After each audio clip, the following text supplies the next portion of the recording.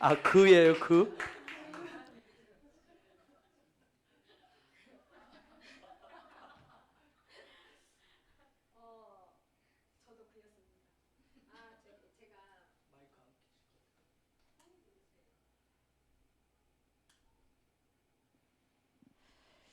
어, 부요한 마음 개발하기 이제 이 책을 읽으면서 하나님 뭘 나눠야 되죠? 이렇게 했을 때 딱 떠오르던 첫 번째 단어가 베이트 저 단어였어요. 그래서 하나님 이게 대간절 뭘 또 나눠야 되는지 이제 계속 그 기도하면서 이렇게 했을 때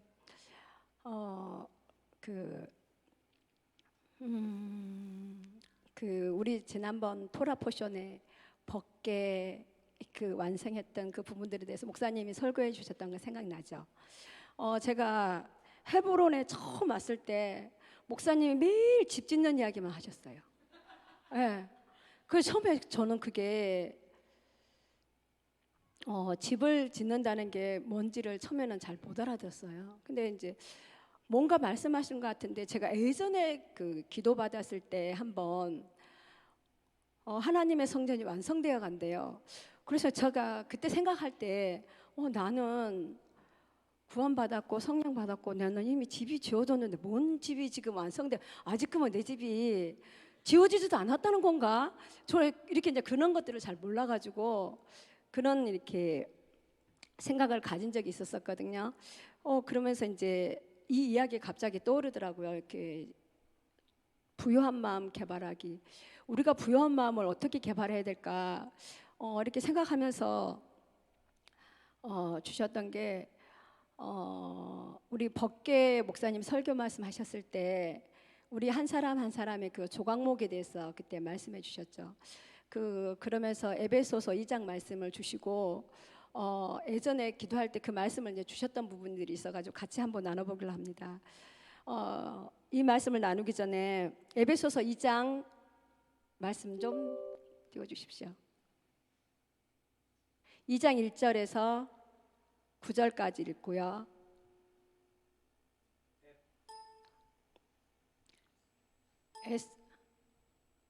2장 1절 2장 1절에서 9절까지 읽겠습니다. 시작. 너희의 허물과 죄로 죽었던 너희를 살리셨도다.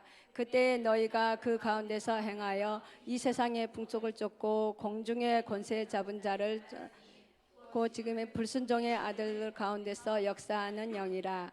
전에는 우리도 다 그 가운데서 우리의 육체 욕심을 따라 지내며 육체와 마음에 원하는 것을 하여 다른 이들과 같이 본질상 진노의 자녀였더니 긍휼에 풍성하신 하나님이 우리를 사랑하신 그 큰 사랑을 인하여 허물로 죽은 우리를 그리스도 예수 안에서 살리셨고 너희가 은혜로 구원을 얻은 것이라. 일으키사 예수 그리스도 안에서 함께 하늘에 앉히시니 이는 그리스도 예수 안에서 우리에게 자비하심으로써 그 은혜의 지극히 풍성함으로는 여러 세대에 나타내려 하심이니라. 너희가 그 은혜를 인하여 믿음으로 말미암아 구원을 얻었나니 이것이 너희에게서 난 것이 아니요 하나님의 선물이라. 행에서 난 것이 아니니 이는 누구든지 자랑치 못하게 하렵니라. 아멘. 잠시 제 어릴 때 이야기를 좀 나누려고 합니다.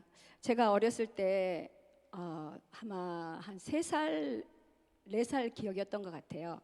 항상 그 기억에 떠올랐던 게 뭐였냐 그러면은 그 신발 있잖아요. 신발 커다란 신발하고 다리가 딱 이 정도만 보이는 거예요. 그러니까 어렸을 때 기억이니까 그게 왔다 갔다 하면서 가위 그 다음에 따뜻한 물, 뜨거운 물 이게 그 두 단어하고 그러면서 이제 엄마가 동생을 출산해냈는데 어디서 출산했냐 그러면 화장실에서 출산을 했어요.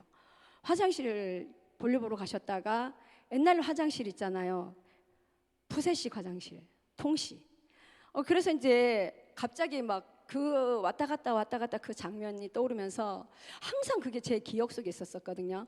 그러면서 아무도 저는 그 밖에 서가지고 그냥 조그만 애가 그냥 그 가만히 서 있는 그 기억 하나 하고 또 하나는 제가 우리 이제 그 동생이 자라가지고 그러니까 한 걸어 다니기 시작할 때가 한 12, 3개월 정도 되잖아요, 그죠? 그때 막 기어다니고 이렇게 막 걸기 시작한 그때고 제가 아마 4살, 5살 때 기억이었던 것 같아요. 그러면서 이제 그 기억 하나, 두 개가 이렇게 자꾸 떠오르는데 그때 동생이 옛날에 툇마루 있죠, 툇마루. 그 마루에서 동생이 막 이렇게 기어서 나와가지고 밖에 이렇게 저는 밖에 이렇게 마루에 걸터 앉아 있고 동생은 기어서 나와가지고 그때 옛날에 툇마루 옆에 보면 그 군불 때는 그 속 같은 거 걸어놓은 게 있어요. 거기에 동생이 이렇게 기어가가지고 다리가 빠졌어요. 그러면서 이제 그러니까 그때 그 기억이 평생을 저를 따라다니는 거예요. 제가 동생을 돌보지 않아서, 그러니까 아버지가 저를 갖다가 쫓아냈던 그러니까 큰 옛날에 볕단 있잖아요. 볕단이 있는데 볕단이 이렇게 큰 볕단에 이렇게 쌓아놓는 거 있잖아요. 이렇게 다 탈곡하고 난 다음에 그 볕단 옆에 항상 울고 있는 제가 저를 계속 그게 오랫동안 따라다니는 거예요. 그래서 도대체 이게 뭔지 저는 이제 그 조각들이 그 기억들이 뭔지를 잘 몰랐어요, 처음에. 그래서 제가 조금 자라서 이제 엄마한테인가 그 이야기를 했었어요. 그 동생 그거는 확실하게 기억이 나고 그다음에 이제 그 동생 태어난 날 있잖아요. 그 태어난 날은 제가 그 마당에 서가지고 아무도 저를 쳐다봐주질 않는 거예요. 그 기억이 그때가 아마 3살 정도 되지 않았을까 싶어요. 그런 그 기억들이 2가지가 저를 이렇게 계속 따라다니면서 무슨 일이 생길 때마다 또 항상 이렇게 무슨 행동을 했을 때마다 그게 저의 발목을 늘 이렇게 잡고 이렇게 가더라고요. 그래서 처음에는 이게 무슨 일인지는 제가 잘 몰랐어요. 왜 내가 맨날 그 울고 있는 그게 왜 내가 맨날 거기서 볕단 밑에서 울고 있는지. 그리고 맞았던 기억은 나거든요. 동생을 잘 안 봤다고. 그 맞았던 기억은 나는데 그게 항상 저를 이렇게 따라다니는 그게 이제 오면서 제가 이렇게 사고하는 거라든지 또 행동하는 게 있어서 많은 제약을 받고 또 제가 이렇게 예수님이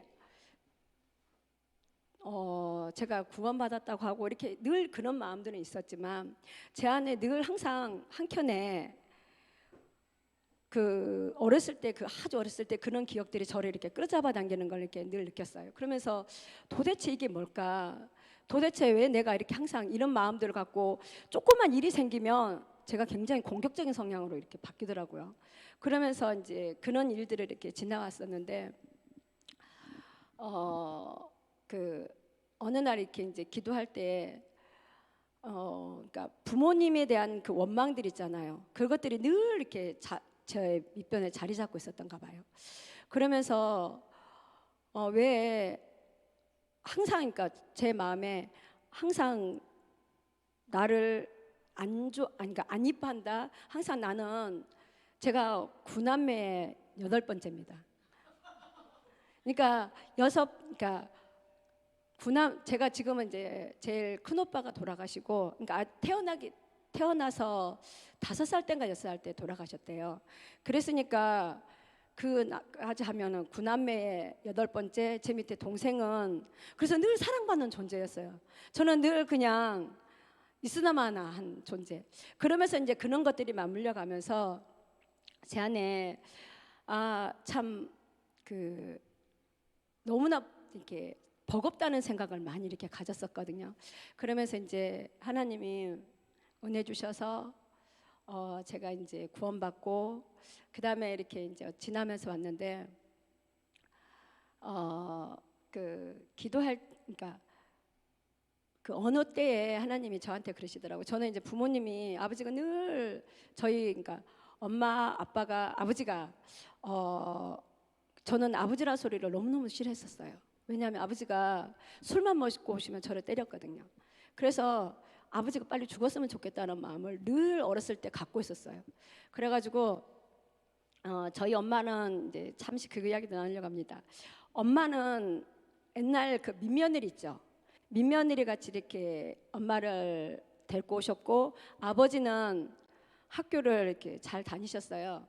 그러니까 거진 옛날에 그 저희 집 있는 데가 바닷가라 보니까 그 여수 쪽에 공대 아니 수전 그러니까 수산 전문대 있잖아요. 그런 데 이렇게 이제 나오셨는데 아버지가 이렇게 대학 다닐 때 사귀었던 분이 있었대요. 그러는데 이제 엄마를 민며느리처럼 데리고 이렇게 오셨으니까 늘 두 분이 싸우는 거예요. 늘 싸우면은 이제 저랑 동생은 엄마 아버지가 이혼할까 싶어가지고, 그리고 이제 조그만 문제가 생기면 아버지가 저를 때리니까 그런 것들이 늘 이렇게 이제 지나오면서 아버지에 대한 원망, 아버지에 대한 그런 것들이 이렇게 가득 내 안에 있었어요. 그러면서 이제 부모에 대한 그런 것들이 많이 있다 보니까 하나님이 아버지라 부르는 걸 불러주지가 않는 거야. 하나님 아버지가.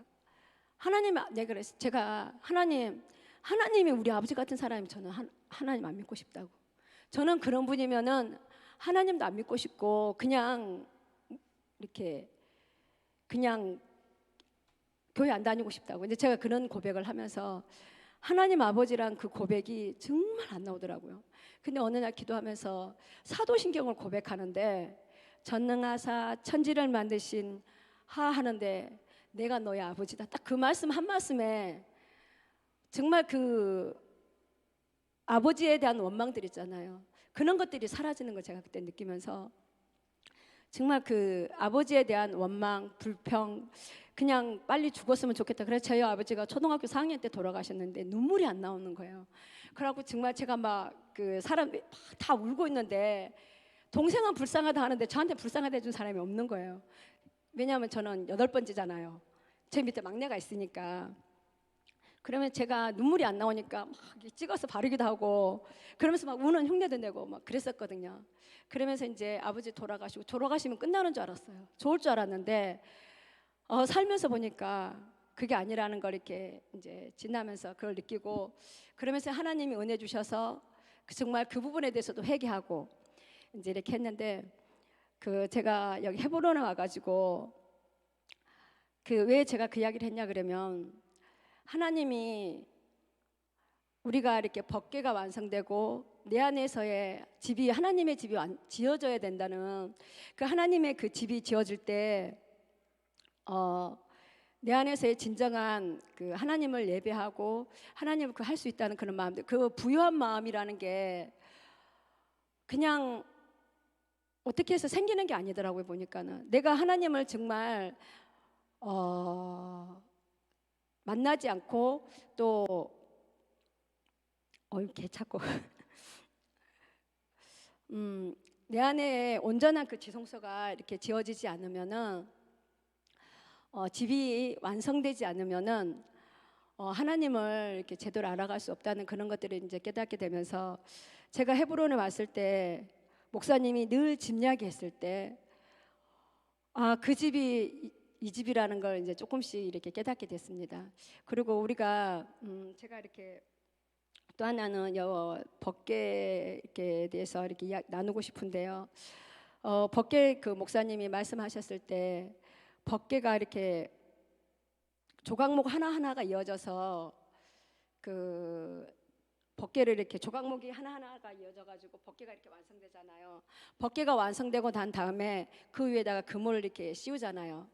그럴 때 주님이 제게 주셨던 마음들이, 법궤가 완성되고 내 안에서의 그 법궤가 완성된다는 것은 성령님 내 안에서 부어지고 그 성령님이 부어질 때 온전한 그 하나님의 그 지성소가 완성된다는 거, 그걸 주시면서 이 부유한 마음의 개발하기를 읽으면서 제가 느꼈던 거는 어떤 그런 것들보다는 성령님이 내게 오시고 성령이 부어져야지만이 진정한 그 부유함들이 찾아오지 않을까.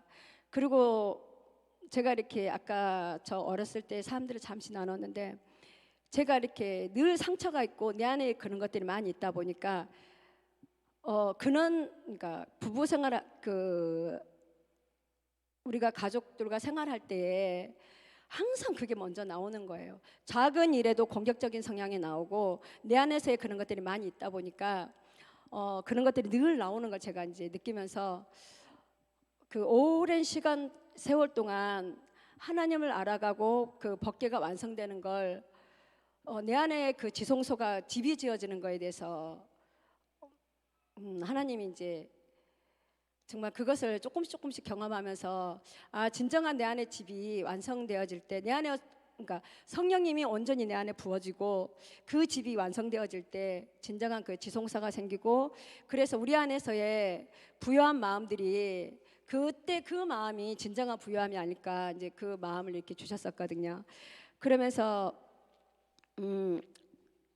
그 우리 한 사람 한 사람 그 한 사람 한 사람이 조각목이고 또 우리 한 사람 한 사람이 재료가 돼서 그 지성소가 완성되고 그러면서 이제 하나님이 거하시는 처소가 된다는 거 그러면서 이렇게 제가 제 안에 잘 맞는지는 잘 모르겠지만은 그런 마음들을 이렇게 주셨어요. 그래서 이걸 나누기를 이렇게 하나님이 이렇게 그런 마음들을 주셨고 또 하나는 에베소서 2장 21절에서 22절 말씀 읽고 이렇게 마무리하겠습니다.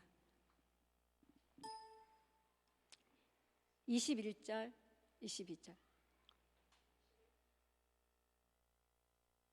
네. 시작. 그의 안에서 건물마다 서로 연결하여 주 안에서 성전이 되어가고 너희도 성령 안에서 하나님의 거하실 초소가 되기 위하여 예수 안에서 함께 지어져 가느니라. 아멘. 이상입니다. 할렐루야. 다윗이네 여덟째면 다윗이 저번에 여덟째잖아. 눈에도 안 들고 안 들었던. 참 옛날 분들 우리 어르신들 보면 이해할 수 없는 말을 하죠. 좀 전에 우리 집사님 얘기한 대로 부모님 저 아버지가 첫사랑이 있었고 대학 때 있었던 커플이 있었는데 민면을 위하고 살았다 하잖아요. 근데 맨날 싸우고 사랑하지도 않는 것 같은데 자식은 9이나 낳았어요. 도대체 그 자식은 어디서 왔는지를 모르겠어. 그렇죠? 이해할 수 없는 부분 정말 많아요. 사람 사는 곳에. 아멘. 우리가 오늘 오메르 카운팅 48일째라고 그랬어요. 우리가 광야 안에서 산다라고 하는 것은 광야 안에서의 삶은 하나님이 주신 선물을 가지고 살아야 됩니다. 광야 안에의 삶은 하나님이 주신 선물이 없으면 살 수가 없어요. 우리가 광야 안에의 삶은 생명의 말씀을 가지고 산다고 그랬어요. 그런데 그 생명의 말씀이 되도록 하는 게 바로 하나님이 주신 선물이에요. 그래서 다른 얘기로 하면 광야 안의 삶은 오순절에 하나님이 주신 그 선물을 반드시 가지고 광야 안으로 들어가셔야 되는 거예요. 제가 분명히 말씀드렸어요. 내가 살면서 내가 선택한 내 삶의 힘들고 어려움은 우리는 내 인생은 광야 같은 인생이야. 그건 광야가 아니에요. 광야 안으로 들어간다라고 하는 거 하나님이 제시하신 광야 안으로 들어가려면 반드시 하나님이 주신 선물 그 선물을 가지고 가셔야 돼요. 그러니까 우리가 오순절을 샤부오트라고 합니다. 샤부. 사실 오순절이라고 하는 말은 성경에 없어요. 77절로 되어 있어요. 우리가 저번에 초실절을 상해 7대 절기 중에 초실절, 유월절, 무교절, 초실절. 초실절은 예수님의 부활을 상징하는데 이 초실절, 예수님의 부활을 경험하고 난 이후에 50일을 카운팅해 가는 거예요. 카운팅해서 이 오순절, 샤보트, 77절이라고 하는 것은 어떤 하나님의 약속. 여기에 샤부가 하나님의 약속이에요. 그분이 약속하는 거예요. 그분이 약속한 것을 완성시키는 거. 그래서 오순절은 어떤 수학의 개념이 있어요. 수학의. 옛날 교회 생활할 때 보면 여러분이 맥주 감사한 거, 맥주란 보리맥자를 쓰고 밀맥자를 써서 맥주 감사헌금 그렇게 했는데 그 부분들이 어떤 그런 오순절 개념을 가지고 하신 건 아닌 것 같아요. 저도 전에 목회 예전에 할 때 이해가 안 되더라고요. 도대체 이게 왜 맥주 감사헌금 이게 어디서 나온 건지. 왜냐면 우리나라는 보리가 가을에 수확하고 이 모든 밀을 가을에 수확해야 되는데 이때 이걸 하라고 하니까 도저히 이해가 되지 않는 부분이었는데 이게 어떤 그런 헌금하고 관련되어 있어요. 제가 오늘 아침에 박 목사한테 가기 전에 집에서 어떤 제가 이제 요즘 맨 강아지 동영상만 보잖아요. 정말 정말 혼자 많이 웁니다. 많이 울고 혼자 은혜가 정말 돼요. 혼자. 그런데 오늘 아침에 뭐가 떴냐면 한국 교회는 2년 안에 망합니다. 그게 딱 떴더라고요. 그걸 젊은 친구가 목사인지 어떤 분인데 굉장히 똑똑하더라고요. 근데 몇 개가 올라와 있는데 제가 다 봤어요. 십몇 분짜리를. 한국 교회는 2년 안에 망합니다. 근데 그 근거를 딱 들어요. 밖에서 한국 교회를 비판하려고 하는 게 아니라 한국 교회 안에 있는 사람이 목회자인 것 같아요. 정확하게 진단을 해요. 근데 그 근거를 듣는데 제가 보는데 깜짝 놀랐어요. 여러분, 저는 예전에 하나님의 은혜를 경험했을 때 여기 나오지만 에베소서 2장 20절 저게 보면 사도 바울이 그런 얘기합니다. 너희는 사도들과 선지자들의 터 위에 세우심을 입은 자라. 교회는 사도들과 선지자들의 터 위에 세움을 입은 건데 한국 교회는 사도와 선지자 터 위에 세워지지 않았어요. 한국 교회는 불교와 유교와 어떤 그런 이방 미신 종교 위에 한국 교회가 세워졌어요. 그렇기 때문에 한국 교회가 굉장히 기반이 낮아요. 뿌리가 깊지를 않아요. 그런 부분이었는데 그 친구가 오늘 아침 뭐라고 얘기하냐면 한국 교회는 돈 위에 세워졌다고 그러더라고요. 돈 위에. 그래서 모든 교회를 세우는데 물론 교회를 세우고 하는데 돈이 필요하지만 지금 한국 교회 상황은 돈으로 그 친구 말로 하면 돈으로 다 발라놨대요. 돈으로 다 발라놨대요. 그러면서 뭔 얘기하냐면 믿음이 있고 믿음 생활하고 예수를 믿겠다고 하는 그 사람들조차도 돈이 있어 보이고 돈으로 발라놓은 교회를 찾아가지 허술해 보이고 없어 보이는 교회를 안 간다는 거예요. 자기들 자신조차도 믿음이 있고 뭐 시책 뭐 이런 고백을 하는데 결국은 돈이 이렇게 보이는 교회, 돈이 발라져 있는 그런 교회를 찾아간다면서 한국 교회가 돈 위에 세워졌기 때문에 망한다는 거예요. 2년 후에. 왜?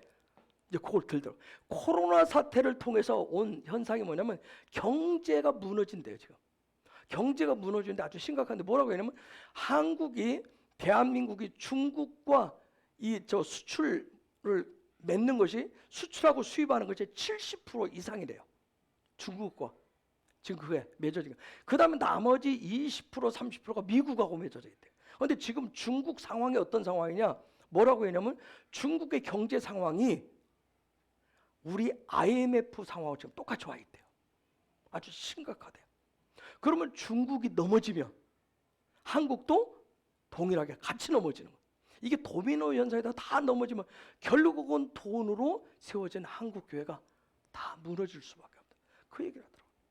어쨌든 뭐 여러 가지 이 얘기도 나오고 저런 얘기도 나오지만 그럼에도 불구하고 무너뜨리든 쓰러뜨리든 하나님이 약속하신 것, 맹세하신 것을 반드시 이루실 거예요.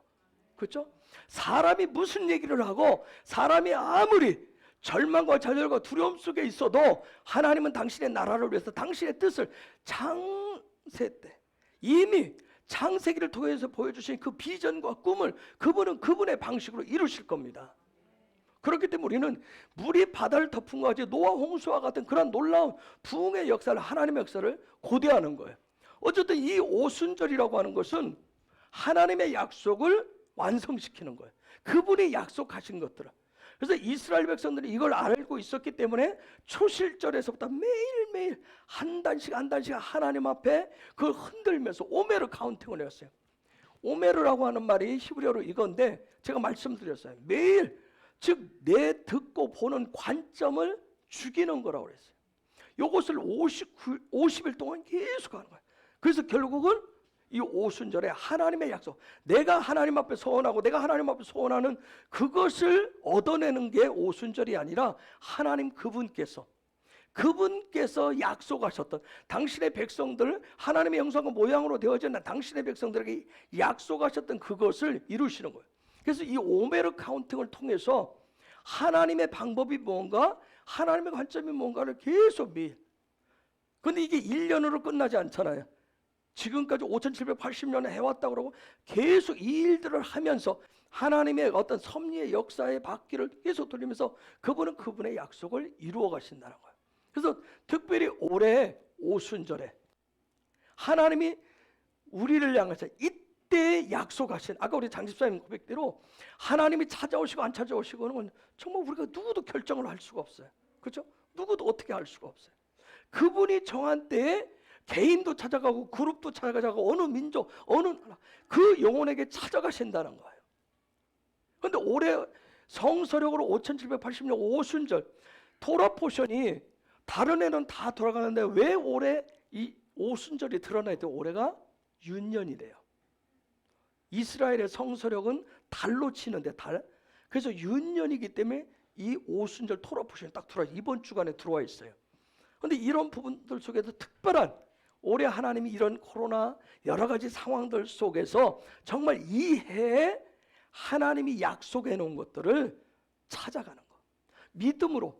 그러니까 내가 소망하는 거, 하나님이 이렇게 해주기를 원하고 코로나 사태를 통해서 돈도 벌게 해주시고 뭐 발견도 하게 해주시고 뭐든 등등 그런 차원이 아니라 하나님이 이미 창세전에 준비해 놓으신 5780년에 그때 오순절 때 주기로 그분이 약속하신 그것을 우리가 받아가려. 그걸 통해서 광야 안으로 들어가시는 거예요. 광야 안은. 그래서 광야 안은 하나님이 주신 선물이 없으면 광야 안을 들어갈 수가 없어요. 전진할 수가 없어요. 여러분, 제가 미드라시를 보다가 깜짝 놀랐어요. 민수기 미드라시. 출애굽기 17장에 보면 반석을 깨서 물을 냅니다. 그렇죠? 근데 그 이후에 반석을 깨서 했다는 얘기가 또 민수기에 가면 또 한번 무리바 사건이 나와요. 그런데 여러분 생각해 보세요. 이스라엘 가보셨지만 광야에서 물이 없으면 살 수가 없어요. 그렇죠? 그런데 우리가 민수기 1장에 보면 전쟁에 나갈 12지파에서 20세 이상의 남자들을 계수하라고 그러잖아요.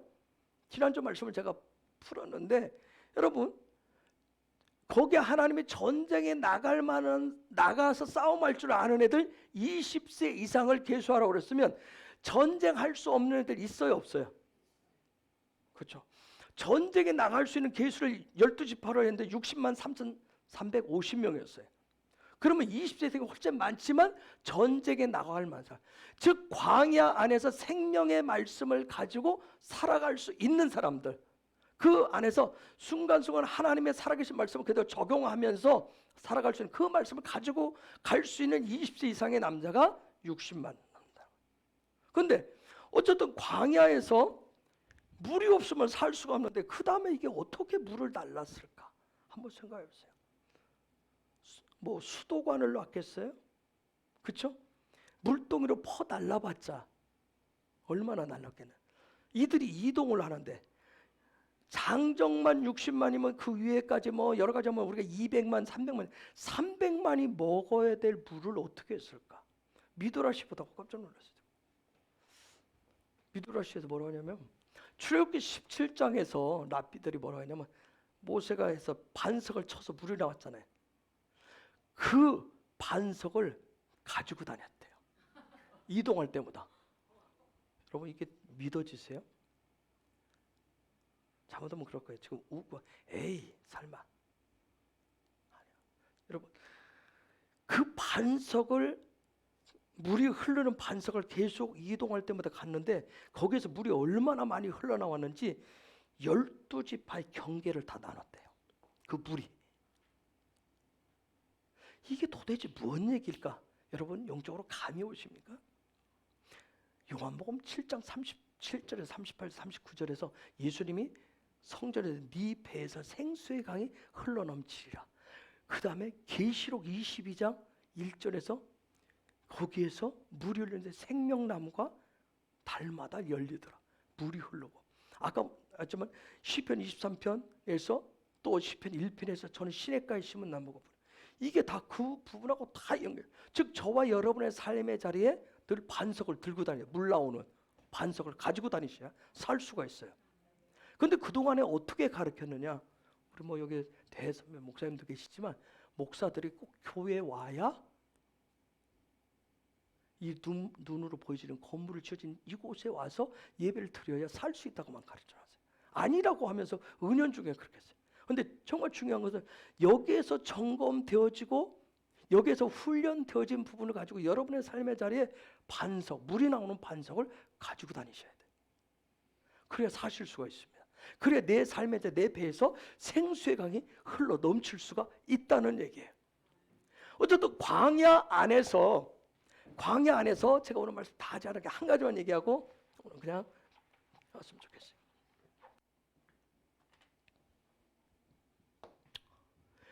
민수기 우리가 이미 봤어요. 레위기를 통해서 하나님의 백성이 이제 광야 안으로 들어가기 전에 훈련을 해요. 그런데 거기에 들어갈 때 마지막 레위기 27장 32절인가요? 11조 얘기를. 그 11조 마세라고 해서 그걸 가지고 들어간다고 해서 돈을 가지고 들어가는 게 아니라 11조의 삶을 진리의 삶을 행하겠다라고 하는 걸 가지고 들어가는 광야 안에. 근데 그 말씀 민수기 1장에 보면 하나님의 창조의 언어가 나와요. 아마르라고 하죠. 그런데 이 아마르 창조의 언어를 하나님의 창조의 언어를 그 어떤 인간도 사용할 수 없다고 그랬어요. 이것을 흉내내면 안 된다고 그랬어요. 흉내내면 뭐가 돼요? 오물이가 돼봐요. 내 말이 돼버리는 거예요. 근데 이런 수많은 오물이족들이 교회 안에 널려 있다고 그랬어요. 근데 하나님의 창조의 언어는 누구도 사용할 수가 없어요. 흉내낼 수가. 근데 민수기 1장 1절 광야 안으로 들어갈 때 아마르를 뭘로 가져가요? 그렇죠. 다바르로 가져가요. 다바르로 바꿔요. 그럼 이걸 어떻게 바꿔가냐? 요게 다바르로 바뀌어야 생명의 말씀이 돼요. 이걸 어떻게 바꿔갈 거냐는 거예요. 그런데 요 부분을 바꿔가는 작업을 레위기 하나님을 가까이 하는 예배자의 삶을 통해서 이걸 바꿔요. 즉 무슨 얘기냐면 하나님의 창조의 언어를 창조의 말을 어떻게 바꿔요? 이건 여러분 하나님의 창조의 언어 속에는 잉태의 능력이 있어요. 잉태하셔야 돼요. 요게 M이라고 그랬어요. M은 엄마를 얘기한다 했어요. 엄마는 여자는 잉태하는 자. 잉태하는 거예요.